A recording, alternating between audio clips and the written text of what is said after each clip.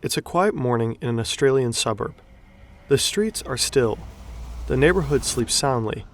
In a few seconds, the silence will come to an abrupt end.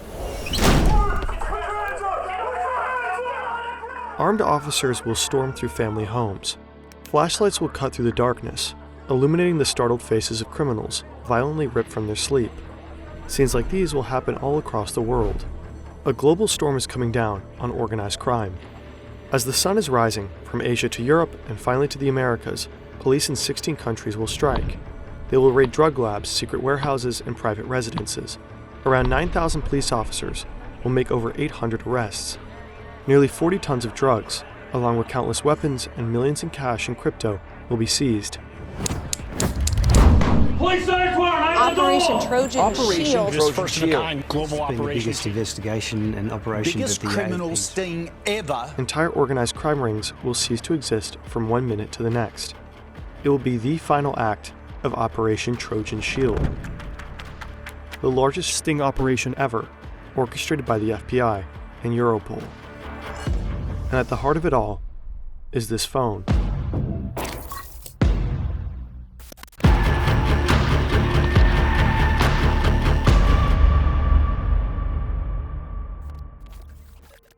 This video is partially based on the book Dark Wire by Joseph Cox. Cox is an investigative journalist. He went deep into the criminal underworld for his research. Due to the nature of some anonymous sources, we are unable to verify all the information independently. We highly recommend checking out the book.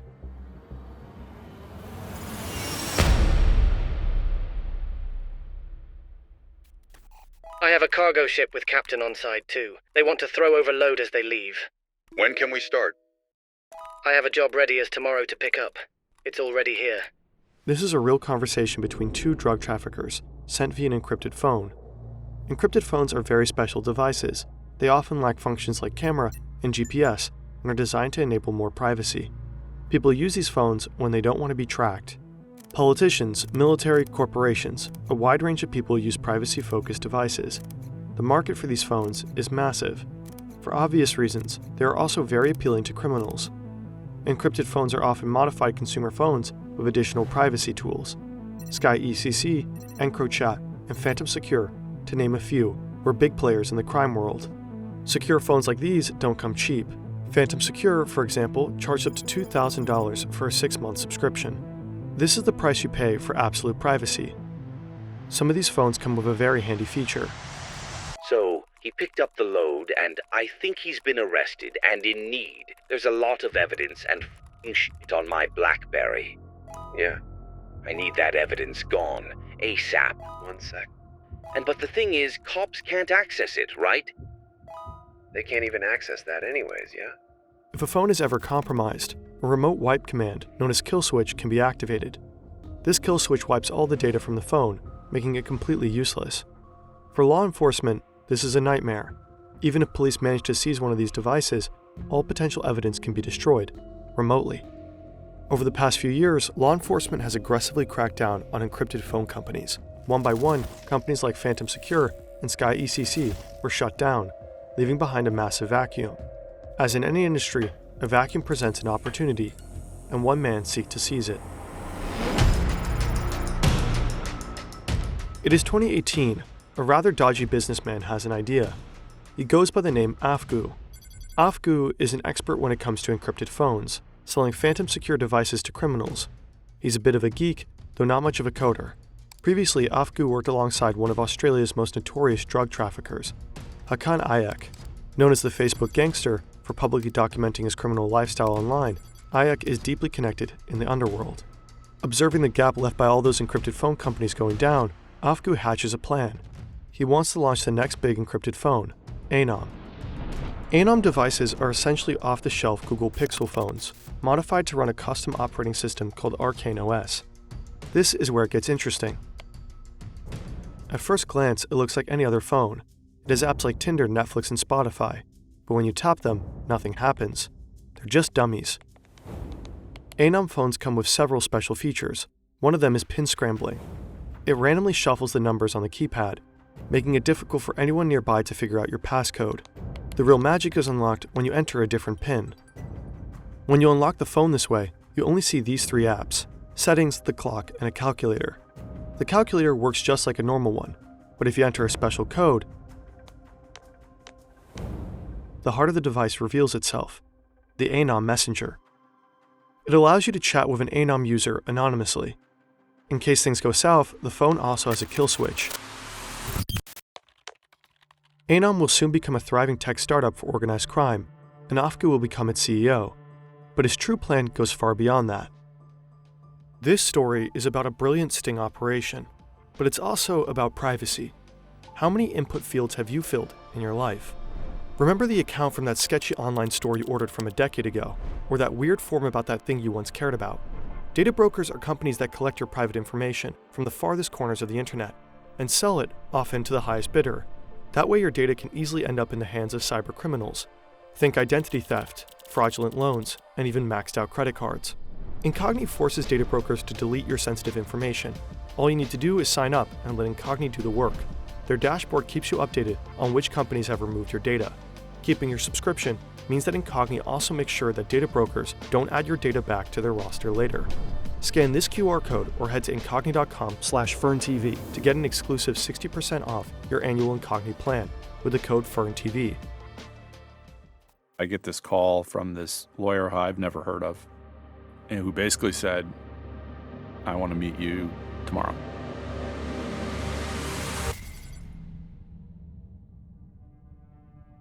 This is Andrew Young. He works for the Department of Justice in San Diego, California. Young and his team are meeting the mysterious attorney. His client, none other than Afgu. Turns out the lawyer reached out to broker a deal. Afgu is offering his product, ANØM, to the FBI. The offer, Afgu will build the next generation of privacy phones, and law enforcement will have total access, a hidden back door. The ultimate get-out-of-jail-free card for Afgu, in case he ever needed one. His personal intentions for that are not clear. Presumably, there's already a lot of dirt on them. Afgu's attorney pitches the phone to the authorities like a Silicon Valley tech demo. Andrew Young and his team quickly realize this could be a once-in-a-lifetime opportunity. What could be more valuable than having control over thousands of devices designed for criminals? Young and the FBI agree to work with Afgu. But many questions remain unanswered. How should the backdoor be implemented in ANØM? And how do you get criminals to start using the phones? And there is of course another major problem. Without evidence of a crime, spying on phones inside the US is illegal. Young is concerned the operation might not get approved by the Department of Justice. So the FBI reaches out to Australian law enforcement instead, and they seem to be stoked by the idea. With the help from the Australian Federal Police, AFP, the first ANØM phones can hit the black market in Australia. The trap is set.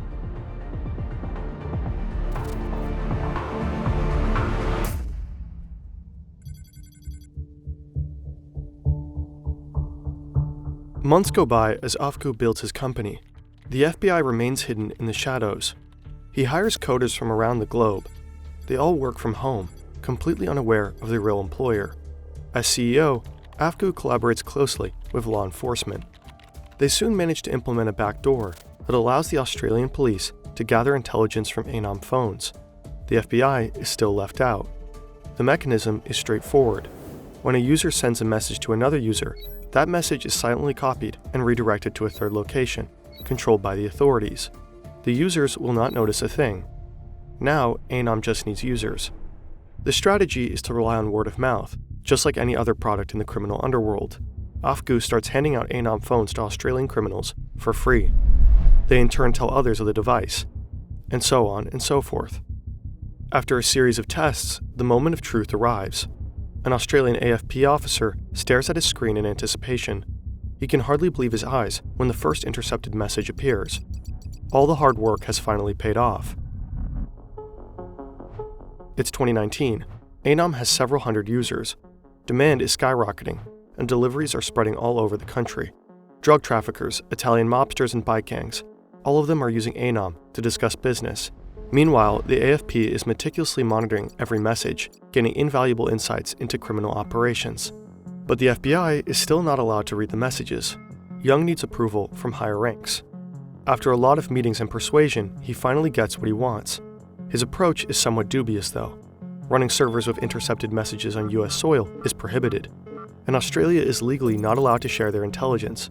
The FBI needs another country to host the operation and pass on the information to them.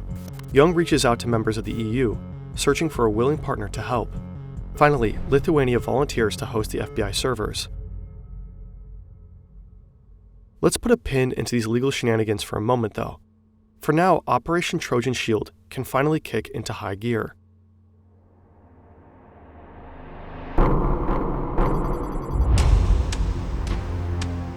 This is Swedish drug trafficker Maximilian Rivkin. His nickname is Microsoft.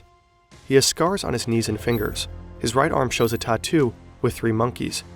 Don't see, don't speak, don't listen. Microsoft runs a meth lab in Sweden and is well connected in the country's underbelly. He uses EncroChat to communicate with his accomplices. In the summer of 2020, Microsoft receives a weird message. In fact, every EncroChat user receives this message at that very moment. Law enforcement in Europe is cracking down on the encrypted phone company. Microsoft is screwed and urgently needs a new, safer way to conduct his business. So he travels to Istanbul. Here he meets Hakan Ayak, the infamous Facebook gangster. Ayak is working on expanding ANØM's reach and sees enormous potential in the company. The meeting leads to a new business partnership.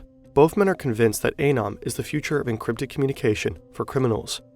Together, they set a goal: push ANØM globally and become its biggest resellers. Back in Sweden, Microsoft wastes no time. He begins recruiting a network of people to help distribute ANØM phones across the country. With the downfall of EncroChat, ANØM grows at insane speeds. But users are skeptical. After the recent crackdown, everyone is extremely cautious. Trusting this new phone company is a huge risk. To build credibility, Microsoft tells others that ANØM's founder is on the run from the FBI. If even the FBI can't crack the platform, they all should be safe. In a fairly foolish display of trust, he even sends photos of his own Swedish ID card over ANØM to reassure his contacts. Meanwhile, law enforcement is watching the whole drama from a distance. FBI agents are analyzing all the messages, including those from Microsoft. Everything is unfolding just as planned.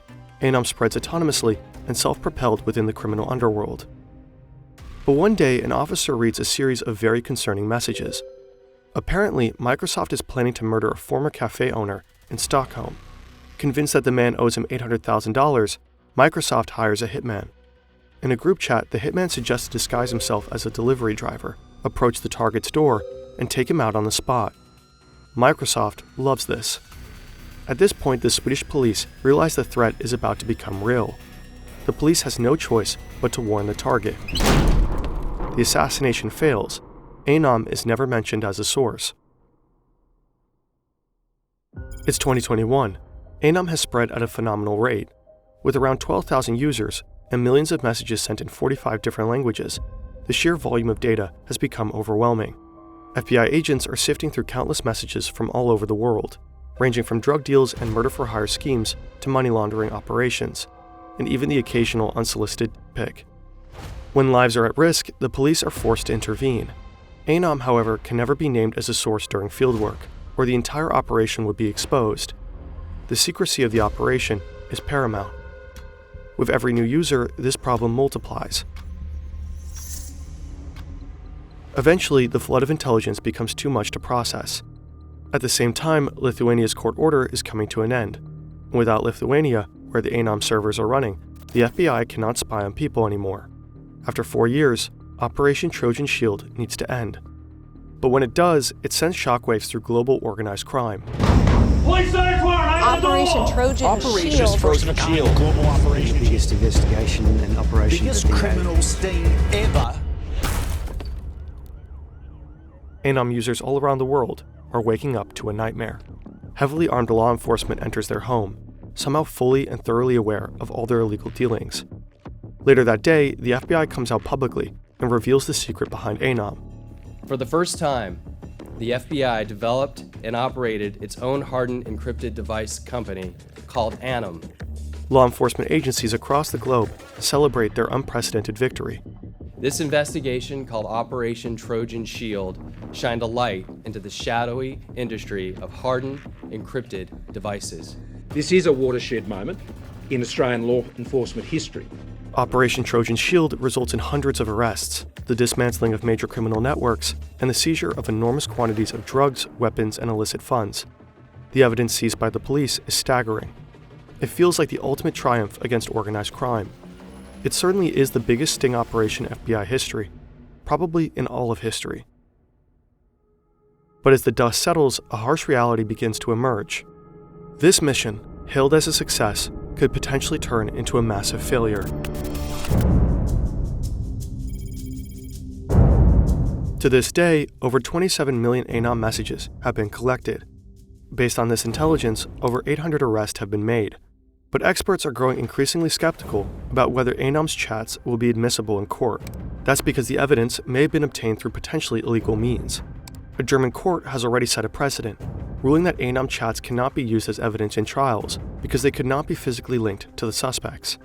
In the case of 3 drug traffickers arrested in Germany, the court only approved physical evidence for trial, dismissing the encrypted messages gathered from ANØM. In Australia, legal uncertainty has already delayed a major trial, with the court grappling over whether the data collected through ANØM's backdoor can be used to convict suspects. If courts worldwide continue to reject the ANØM chat evidence, hundreds of cases could be thrown into jeopardy. Criminals who are caught red-handed through these communications could potentially walk free, despite their obvious involvement in serious crimes. Other courts declared ANØM's messages as lawfully obtained. Trials will likely go through higher instances in many cases, dragging on for years. It's unclear how many ANØM users will ultimately be convicted. While official press releases praise the number of murders supposedly prevented, there's a troubling silence regarding those that were not. According to Joseph Cox, at least one assassination of a Swedish man was meticulously planned in ANØM chats and executed while authorities observed in real time. As these cases become mired in legal limbo, an uncomfortable question arises. Was Operation Trojan Shield actually worth it? If key evidence is dismissed and trials are delayed or overturned, the operation's long-term impact may be far smaller than law enforcement had hoped. And there's another dilemma here, one that affects us all. It's about privacy. Today, almost every popular messenger is end-to-end encrypted. Preserving privacy is essential. It's a basic right. Encryption technology is not just for criminals. Journalists, human rights activists, and dissidents from authoritarian regimes rely on encrypted messaging. Privacy concerns all of us. Data abuse can affect anybody. You might instinctively want to respond that you have nothing to hide. Even if that were true, what if you lived in a totalitarian state rather than a liberal democracy? Would that stance still hold?